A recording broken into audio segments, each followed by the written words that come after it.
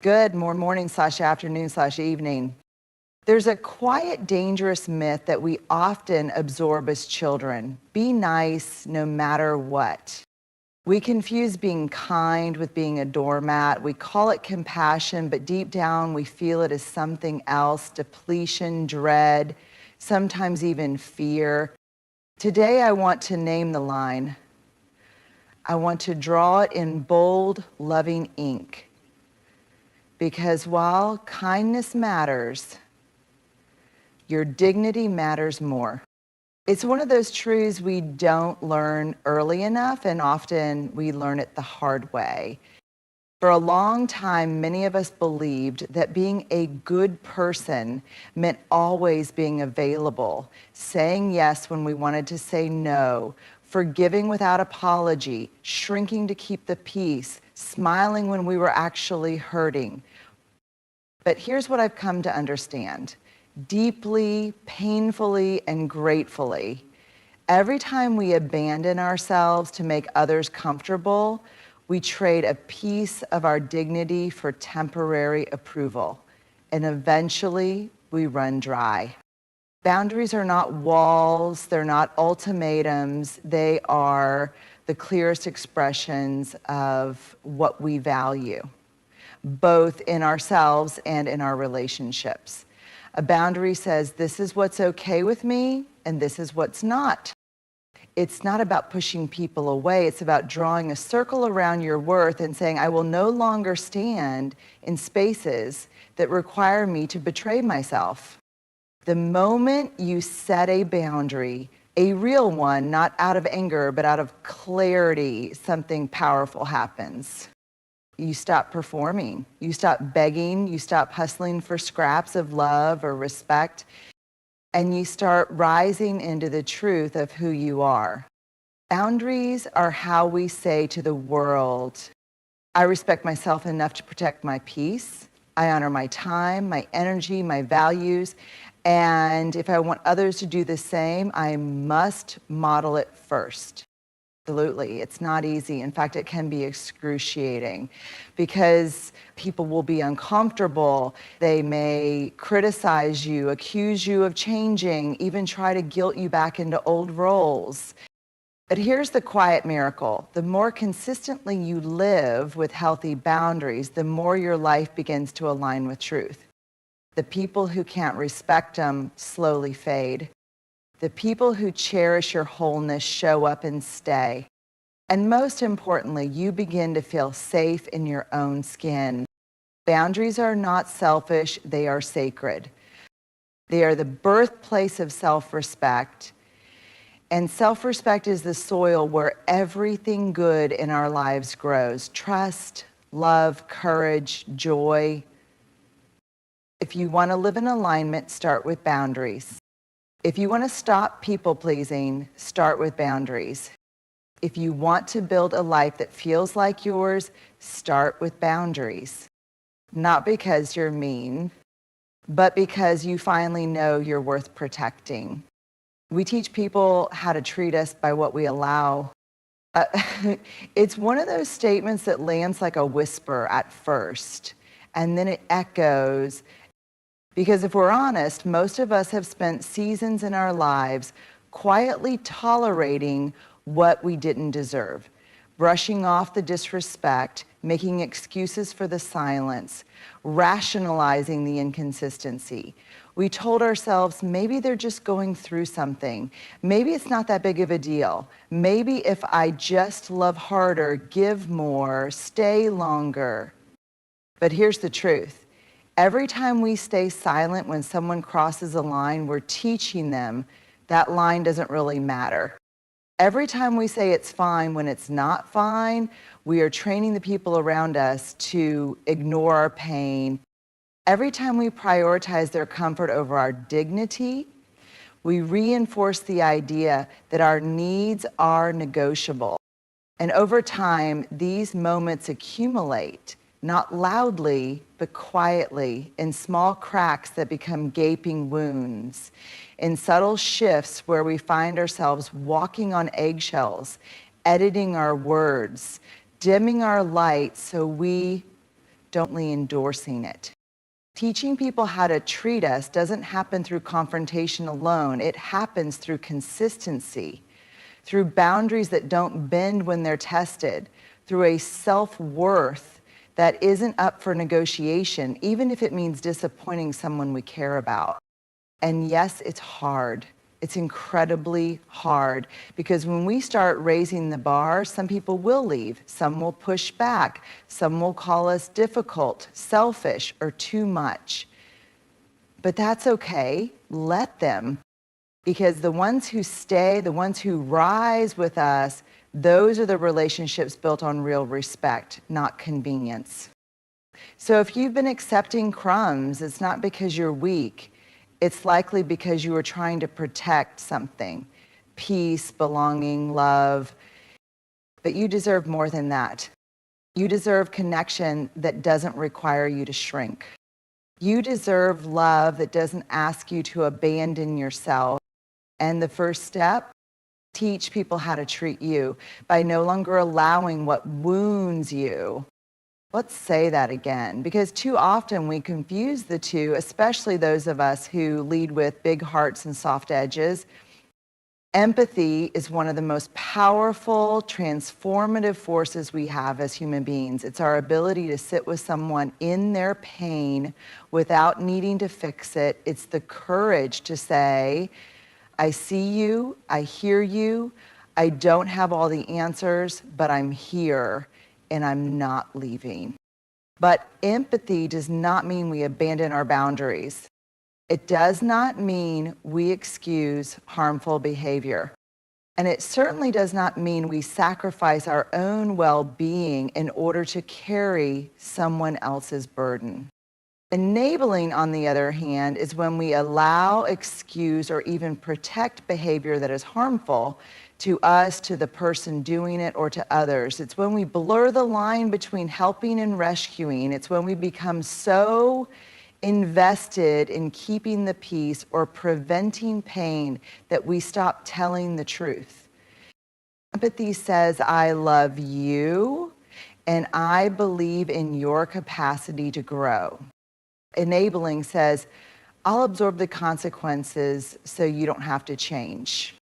See the difference? One honors the other person's humanity and agency. The other unintentionally keeps them stuck.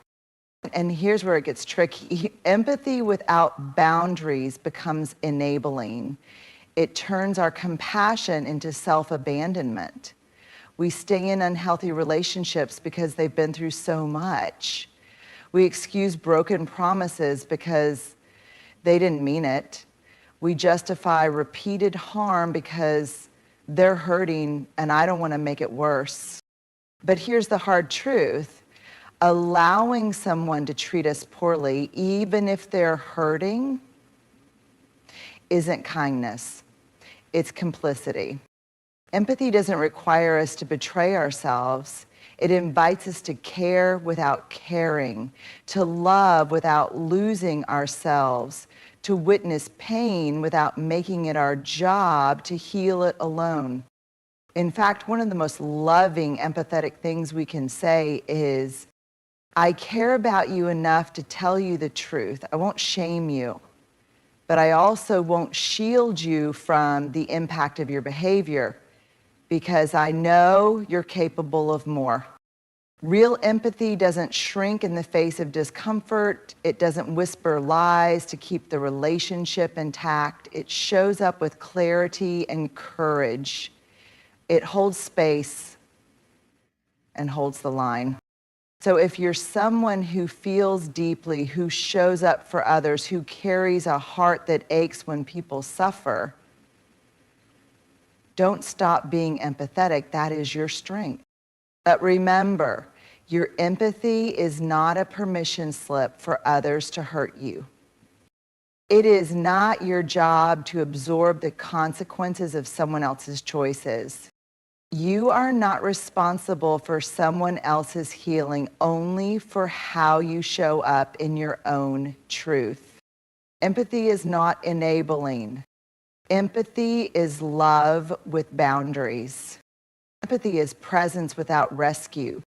Empathy is powerful, but it's even more powerful when it's partnered with self-respect. That might sound harsh at first, especially if we've been raised to believe that love is soft, forgiving, and unconditional at all costs. But real love, love that honors both people, isn't just warm. It's honest, it's brave, and it's willing to say the hard things even when it's uncomfortable. Because here's what love without accountability becomes: enabling, avoidance, resentment. It's a kind of love that tiptoes, walks on eggshells, and tolerates pain in silence just to keep the peace. But that's not peace, that's appeasement. And it comes at the cost of trust, truth, and dignity. Accountability is not about punishment, it's about responsibility. And saying, I care about you too much to let you keep hurting yourself or others. I respect you enough to tell you the truth. When we hold someone accountable, we're not shaming them, we're inviting them to grow. We're saying, I see who you are, and I also see who you can become. That is an act of love, not control. And when someone holds us accountable, when they say, hey, that thing you said hurt me, or you dropped the ball and it impacted the team, it may sting, but if it comes from a place of care, it's a gift. They're trusting us enough to be honest. They're choosing the relationship over comfort. They're choosing growth over pretending. Think about it. The people who have shaped us the most, the mentors, friends, parents, partners, they didn't just cheer us on when we were at our best. They were willing to call us out when we needed it. They said the thing we didn't want to hear, not to hurt us, but to help us become better. That's love. Tough, brave, uncomfortable love. And we need more of it in families, in friendships, in leadership, in communities. Because a relationship without accountability isn't safe, it's shallow. You can't build trust in an environment where no one is willing to speak the truth. You can't build intimacy with someone who refuses to take ownership of how they show up. And you can't create change without a willingness to say, this behavior isn't okay, and I believe you can do better. Love isn't letting people off the hook. Love is looking someone in the eye and saying, I'm still here, but this has to change. It's the friend who says, you've been drinking too much, I'm worried about you. It's the parent who says, you don't get to talk to me that way and still expect support. It's the partner who says, I love you, but if you keep shutting me out, we won't survive. Those are the conversations that feel like conflict, but are actually commitment. They say, this matters to me, you matter to me enough to be real. So let's stop pretending that love means always being agreeable. Let's stop thinking that calling people in is the same as calling them out. Let's learn to live in the tension of both care and truth. Because accountability is not cruelty. It's not betrayal. It's not rejection.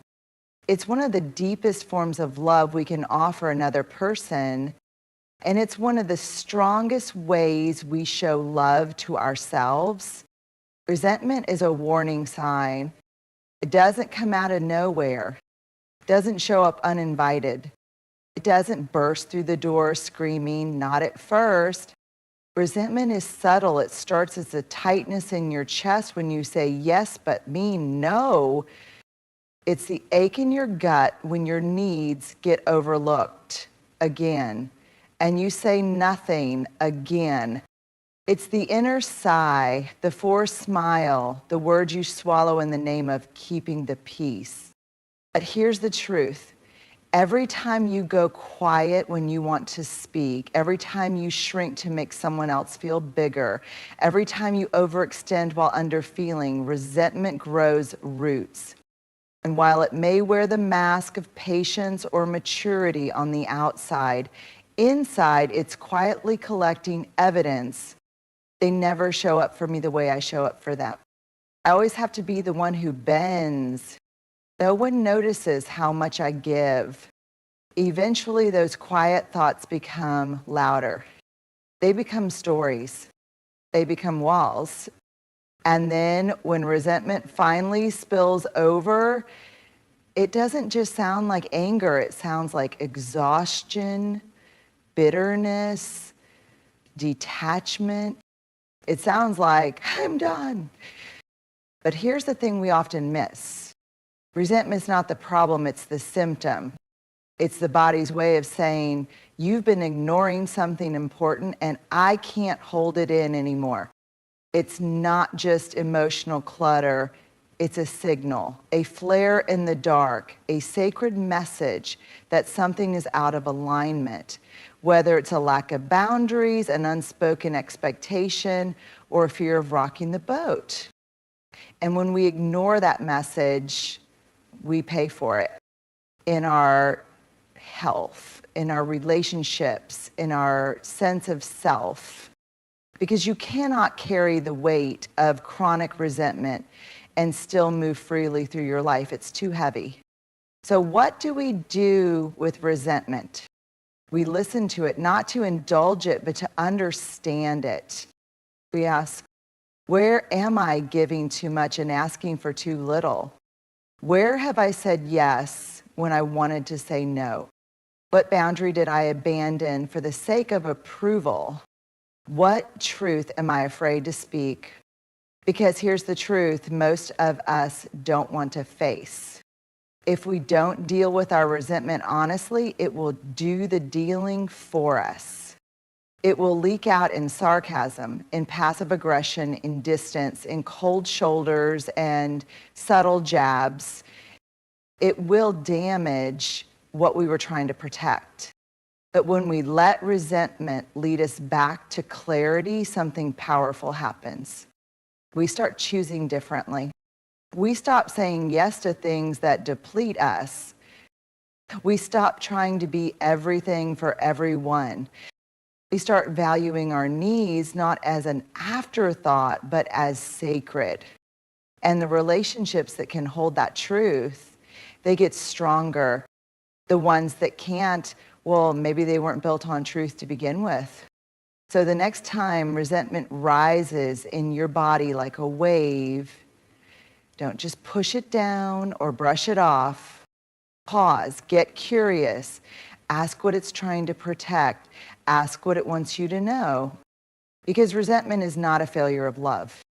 It's often a failure of communication, of courage, of honoring your own needs with the same devotion you offer to others. Resentment is a warning sign, not that you're broken, but that your boundaries have been broken. And your soul is asking you to pay attention.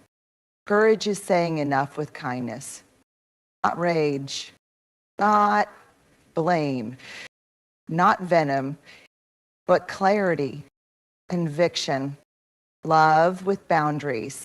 Because courage isn't just loud. It's not always the battle cry, the dramatic exit, the speech that finally unleashes years of silence. Sometimes courage sounds like a calm voice saying, this is not okay with me anymore.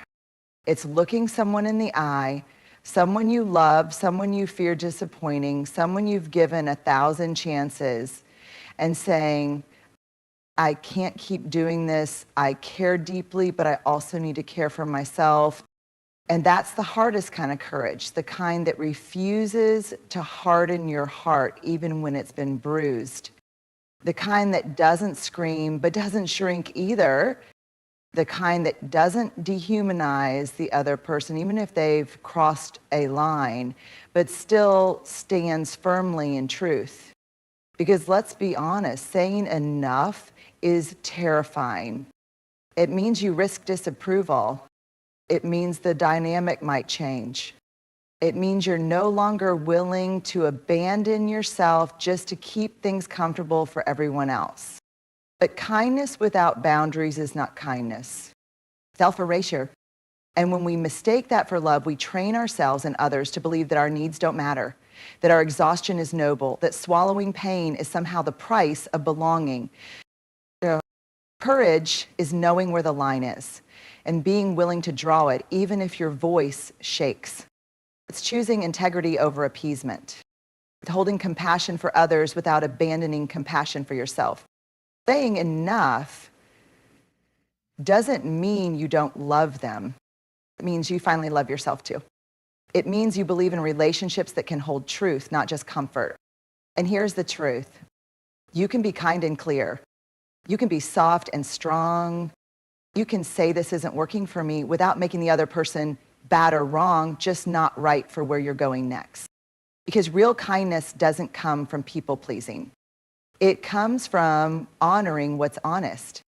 It comes from choosing what is healthy, even if it's hard.